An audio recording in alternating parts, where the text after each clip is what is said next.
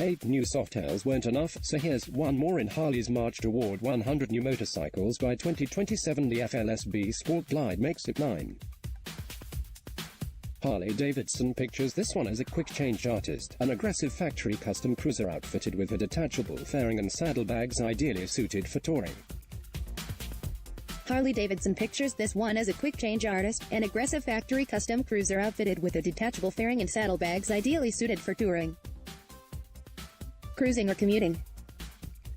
The mini batwing fairing might be the most novel thing going on here. The bike's designers wanted to hit a sweet spot between protection and style, and it looks like they erred on the side of style.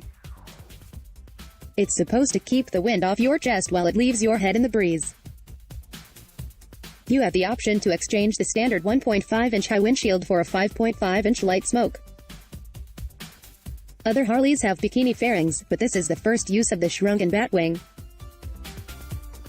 HD thinks it might cause the Sport Glide be a gateway to riders who kind of gravitate FL but aren't quite ready for the full touring rig quite yet, the big twin equivalent of a training bra. The Sport Glide represents Harley's idea of a sport tour, really, and as such Harley's product planner Paul James thinks it will have great appeal in Europe. I think he's right, especially now that it's packing Harley's Milwaukee 8107 volts twin. Also because electronic cruise control is standard on this one. That smooth and powerful dual counterbalanced engine sits in the common frame it shares with the other 8 new Softails, differing from most of them in that it gets a 43mm inverted fork, and a remote preload adjustable shock outback controlling its narrow swing arm and 16-inch rear wheel. Though it's called Sport Glide, the HD people say its lean angle is really no sportier than the other new Softails, all of which are vastly better at leaning over than the previous generation. Suspension travel is 5.1 and 3.4 inches, F&R. A narrower left side primary cover adds to the sportiness also, making for an easier reach to the pavement for your left leg. On the other side, there's a sporty 2-in-1 exhaust system.